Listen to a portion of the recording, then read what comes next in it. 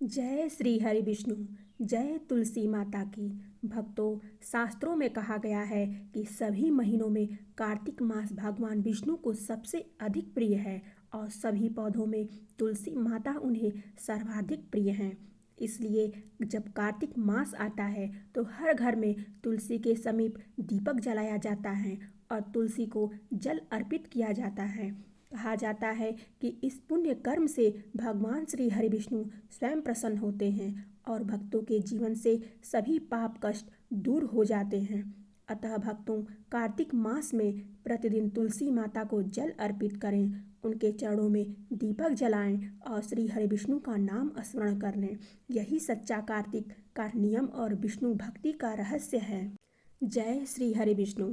जय तुलसी माता की। भक्तों, एक बार की बात है, देवी सत्यभामा ने श्री कृष्ण से यही प्रश्न पूछा कि हे स्वामी, आप नित्य तुलसी को जल देते हैं और देवी रुक्मणी तुलसी के पास दीपक क्यों जलाती हैं?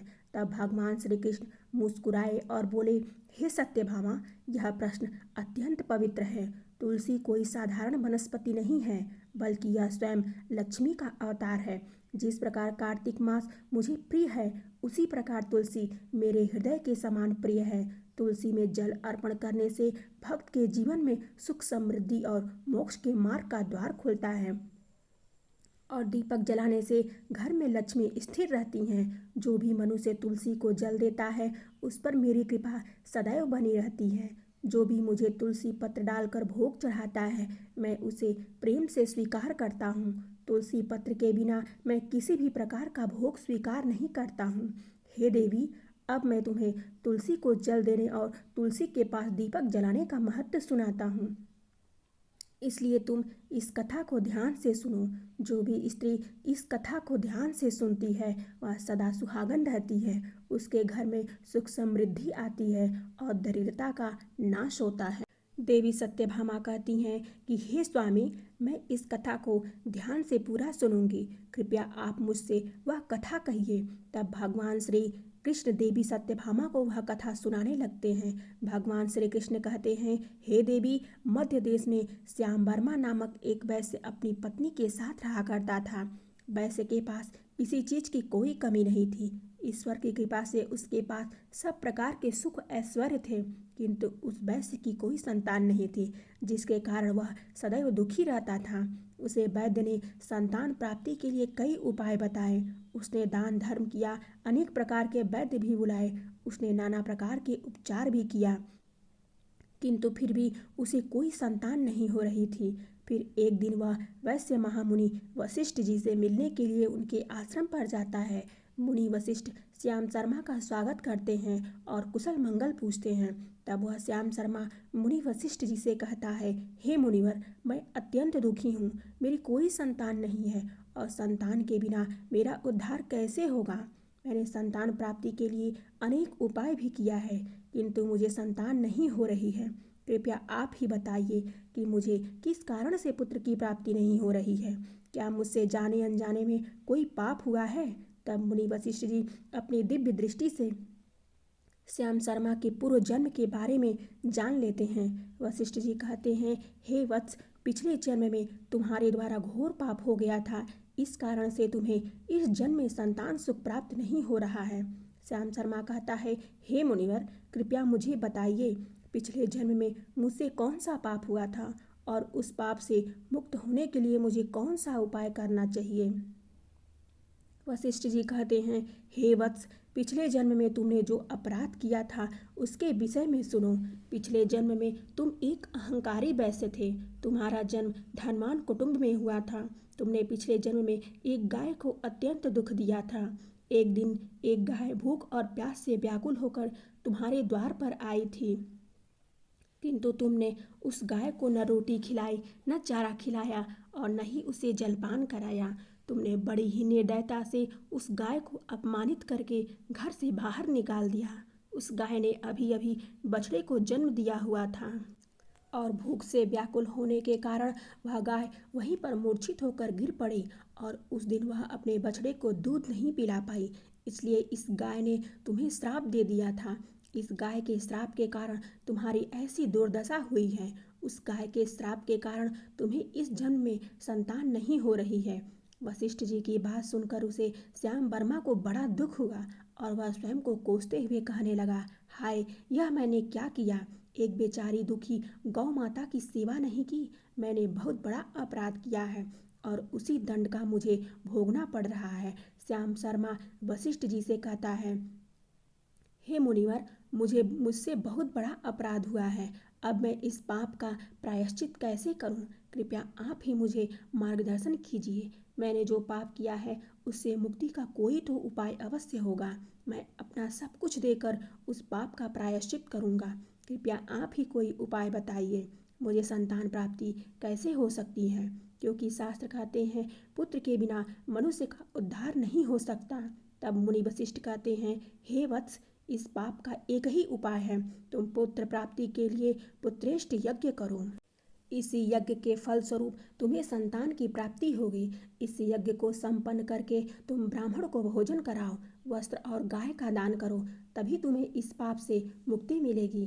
तब श्याम शर्मा वशिष्ठ जी को धन्यवाद देते हुए कहता है, हे मुनिवर, आपका कोटि कोटि धन्यवाद। मैं आपके कहे अनुसार अवश्य ही पुत्रेष्ट यज्ञ करूंगा और ब्राह्मणों को गायों का दान करूंगा।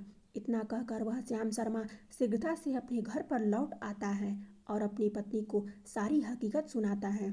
फिर वे दोनों ही पुत्रेष्ट यज्ञ की तैयारी करते हैं। अनेक ऋषि मुनियों को निमंत्रण देकर वह श्याम शर्मा पुत्रेष्ट यज्ञ संपन्न कराता है और उन ऋषि मुनियों तथा ब्राह्मणों को गाय का दान कराता है। यज्ञ के संपन्न होने के पश्चात यज्ञ की आग से अग्निदेव प्रकट होते हैं और उस श्याम शर्मा से कहते हैं कि हे श्याम शर्मा, आज तुम्हारा यज्ञ सफल हुआ। तुमने पुत्र प्राप्ति के लिए यह यज्ञ किया था, इसलिए तुम्हें मेरी कृपा से एक पुत्र की प्राप्ति होगी। किंतु तुम्हारे पुत्र की आयु केवल 18 वर्ष की ही होगी और 18 वर्ष समाप्त होने के पश्चात तुम्हारे पुत्र की मृत्यु हो जाएगी। इतना कहकर अग्निदेव अंतर्ध्यान हो जाते हैं। पुत्रेष्ट यज्ञ करके और अग्निदेव से पुत्र का वरदान प्राप्त करके वह श्याम शर्मा बहुत प्रसन्न तो हुआ, किंतु उसे बड़ा दुख भी हुआ। श्याम शर्मा ने सोचा, पुत्र न होने से अच्छा है कम आयु वाला ही पुत्र ठीक है। फिर वह पहले की तरह अपने कार्य में लगा था। कुछ ही दिनों के पश्चात उसकी पत्नी ने गर्भ धारण किया। श्याम शर्मा ने पुत्र के जन्म के पूर्व किए जाने वाले सभी संस्कार किया और फिर उसे एक अत्यंत सुंदर पुत्र की प्राप्ति हुई। वह बालक बड़ा ही तेजस्वी दिखाई पड़ रहा था। श्याम शर्मा ने पुत्र के जन्म के बाद किए जाने वाले सभी संस्कार किए और पुत्र को गुरुकुल में शिक्षा प्रदान की। श्याम शर्मा का पुत्र जैसे जैसे बड़ा होने लगा, श्याम शर्मा को बहुत अधिक चिंता सताने लगी। फिर जब उसका पुत्र 16 वर्ष का हुआ तो श्याम शर्मा की पत्नी ने उससे कहा, अब हमें अपने पुत्र का विवाह कर देना चाहिए। हमारा पुत्र अब विवाह के योग्य हो गया है। श्याम शर्मा ने कहा, हे प्रिय, विधि के विधान के अनुसार हमारे पुत्र की आयु केवल 18 वर्ष की ही है। 18 वर्ष के पश्चात हमारे पुत्र की मृत्यु हो जाएगी, इसलिए हमें इसका विवाह करके किसी कन्या के जीवन को बर्बाद नहीं करना चाहिए। वह तो 2 वर्षों के बाद विधवा हो जाएगी, फिर उसे जीवन में अनेक कष्ट सहन करने पड़ेंगे। लेकिन श्याम शर्मा की पत्नी नहीं मानी। वह अपने पुत्र का विवाह होता देखना चाहती थी। श्याम शर्मा की पत्नी कहती है, हे नाथ, कुछ भी करिए, मैं अपने पुत्र को अविवाहित मरते हुए नहीं देख सकती। हमारे पास किस चीज़ की कमी है? हमारी पुत्रवधू इस संपत्ति को प्राप्त करके सुखी जीवन जी सकती है। इसलिए अब आप संकोच न करें और हमारे पुत्र के लिए सुंदर कन्या की खोज करें। अपनी पत्नी के मन के आगे श्याम शर्मा की एक न चली और फिर वह पुत्र के विवाह के लिए मान गया। फिर उसने पास के ही एक नगर में रहने वाले एक अत्यंत गरीब वैश्य की पुत्री के साथ अपने पुत्र का विवाह संपन्न किया। श्याम शर्मा की बहू का नाम सुभद्रा था। वह अत्यंत गुणवान, चरित्रवान और पतिव्रता नारी थी। वह अपने पति के मृत्यु के बात को नहीं जानती थी। सुभद्रा नित्य अपने सास ससुर और अपने पति की सेवा करने लगी। वह सभी के साथ बड़े प्रेम से रहती और कभी किसी की आज्ञा का उल्लंघन नहीं करती थी। उसने अपनी मधुर वाणी और कार्य कुशलता से सभी के मन को जीत लिया। इस प्रकार से 2 साल बीत गए और फिर वह समय निकट आ गया जब श्याम शर्मा के पुत्र की मृत्यु होने वाली थी, श्याम शर्मा को बड़ा भय लगने लगा। फिर एक दिन उसने अपनी बहू को बुलाया और उसे क्षमा मांगते हुए कहने लगा, हे बहू, तुम मुझे क्षमा कर देना, मैंने तुम्हारे साथ बड़ा अन्याय किया है। सुभद्रा ने कहा, हे ससुर जी, आप ऐसा क्यों कह रहे हैं? आप मुझसे क्षमा मांगकर लज्जित न कीजिए। मैं आपसे छोटी हूँ, आपकी पुत्री के समान हूँ। कृपया आप संकोच न करते हुए अपने मन में जो भी बात है वह कहिए। मैं आपकी आज्ञा का पालन अवश्य करूंगी। फिर श्याम शर्मा कहने लगता है, हे पुत्री, तुम कल्याणी हो, तुम एक महान पतिव्रता हो, किंतु मेरे पुत्र के साथ तुम्हारा विवाह होने से पूर्व मैंने तुमसे एक बात छुपाई है।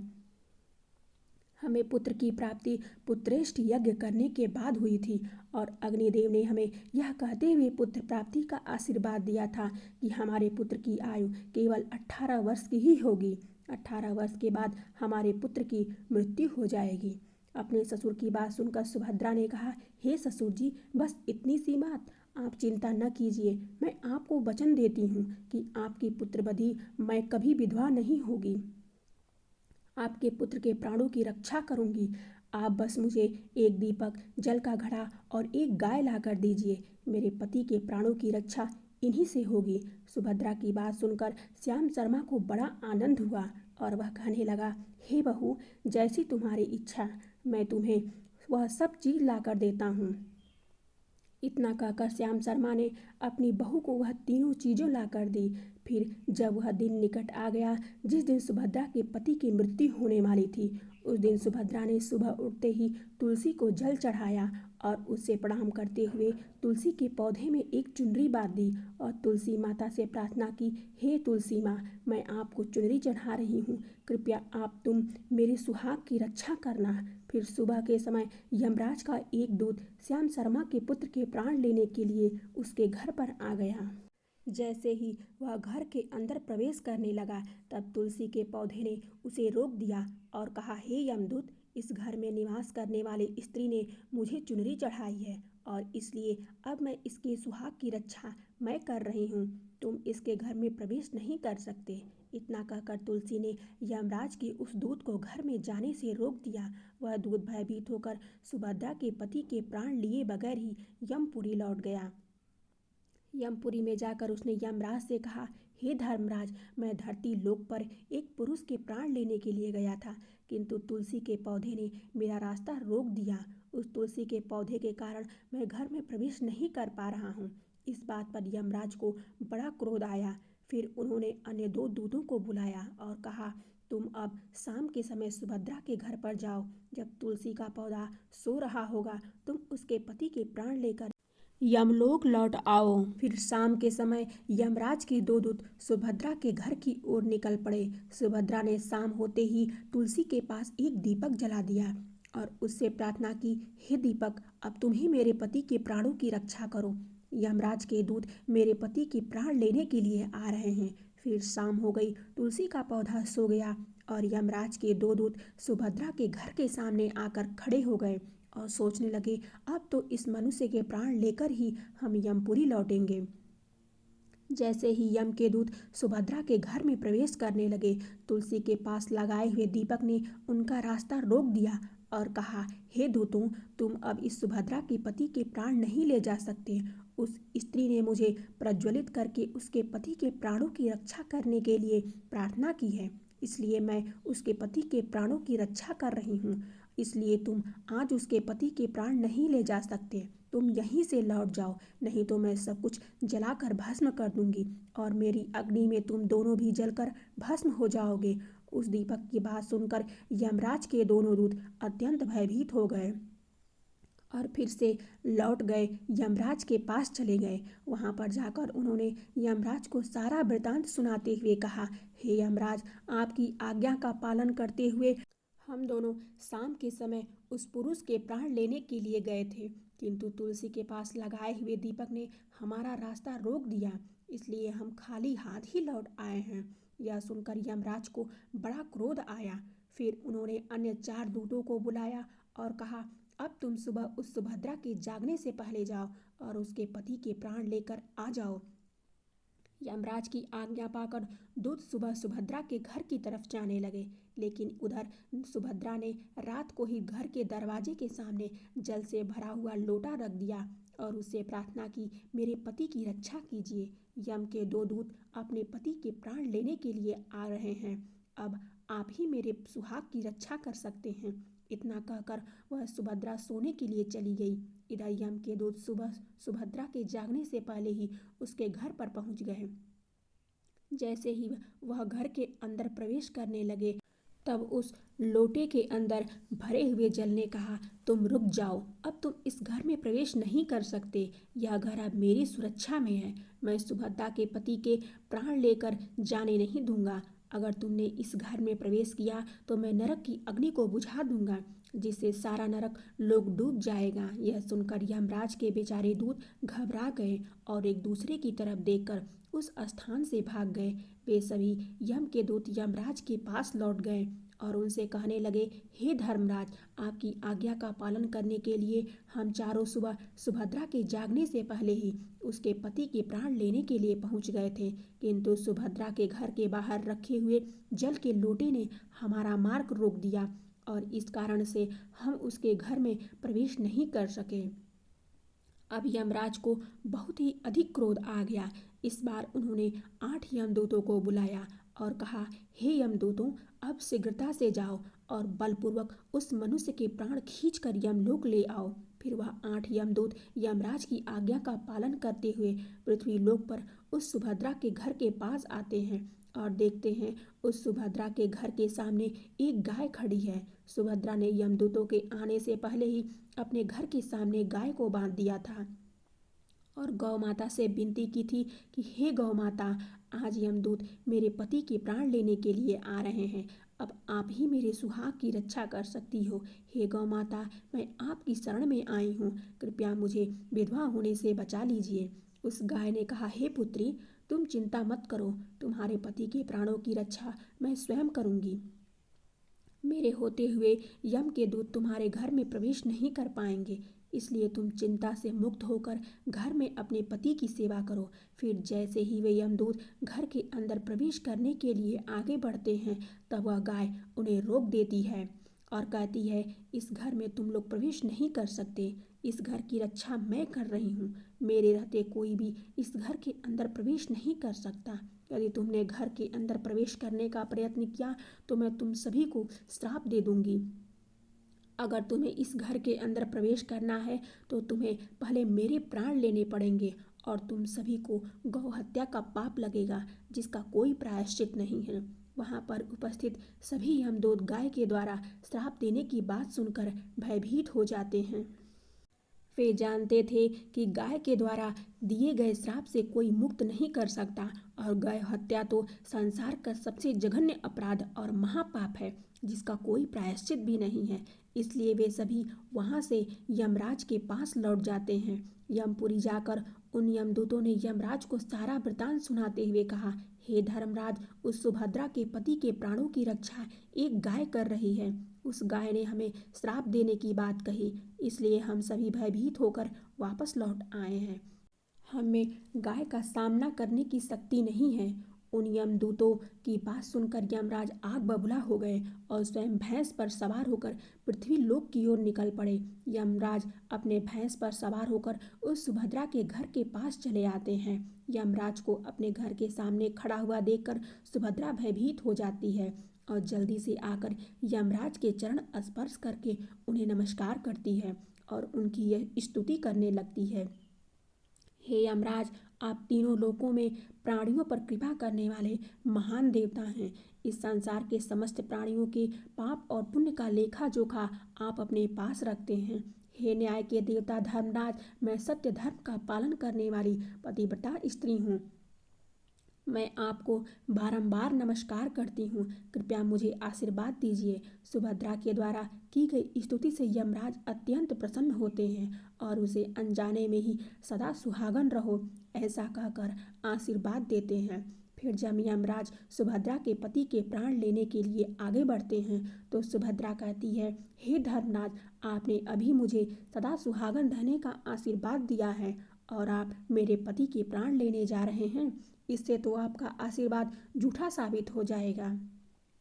यह सुनकर धर्मराज रुक जाते हैं और सुभद्रा की ओर देखकर मुस्कुराने लगते हैं। सुभद्रा के निर्मल हृदय और अपने पति के प्रति समर्पण भाव को देखकर यमराज अत्यंत प्रसन्न होते हैं। सुभद्रा की ओर देखकर यमराज कहते हैं, हे पुत्री, आज तुमने साक्षात मृत्यु को पराजित किया है। मैं तुम्हारे पतिव्रत धर्म से अत्यंत प्रसन्न हूँ। अब मैं तुम्हारे पति के प्राण छोड़ देता हूँ। तुम्हारी जो भी मनोकामना है वह मुझसे मांग लो। तब सुभद्रा ने कहा, हे धर्मराज, मैं अपने पति के लिए 100 वर्ष की आयु मांगती हूँ। मेरे लिए पति ही परमेश्वर हैं। मैं अपने पति को छोड़कर जीवित नहीं रह सकती, इसलिए आप मुझे यही वरदान दीजिए। तब यमराज प्रसन्न होकर कहते हैं, तथास्तु। हे कल्याणी, आज से जो भी स्त्री अपने घर के सामने तुलसी का पौधा लगाती है, तुलसी के पास शाम को दीपक जलाती है, जिस घर के सामने गाय बंधी होती है और जो स्त्री अपने घर के सामने जल का लोटा रखती है, उसके घर में कभी भी मेरे दूत प्रवेश नहीं करेंगे। इतना कहकर यमराज उस स्थान से अंतर्ध्यान हो जाते हैं। भगवान श्री कृष्ण कहते हैं, हे देवी, इस प्रकार से उस सुभद्रा ने अपने पतिव्रता धर्म का पालन करके उसके मृत्यु को टाल दिया था। इसलिए जो भी स्त्री अपने घर के सामने तुलसी का पौधा लगाती है, रोज शाम को तुलसी के पास दीपक जलाती है, उसके घर में मृत्यु प्रवेश नहीं करती। जिस घर के सामने गाय बंधी होती है, उस घर में कभी दरिद्रता नहीं आती। और जो स्त्री अपने घर के सामने जल से भरा हुआ लोटा रखती है, उसके घर में कभी शोक नहीं होता। तो दोस्तों, इस प्रकार से भगवान श्री कृष्ण ने देवी सत्यभामा को तुलसी के पास दीपक जलाने का महत्व सुनाया। तो प्रेम से बोलिए, जय श्री हरि विष्णु, जय तुलसी माता की।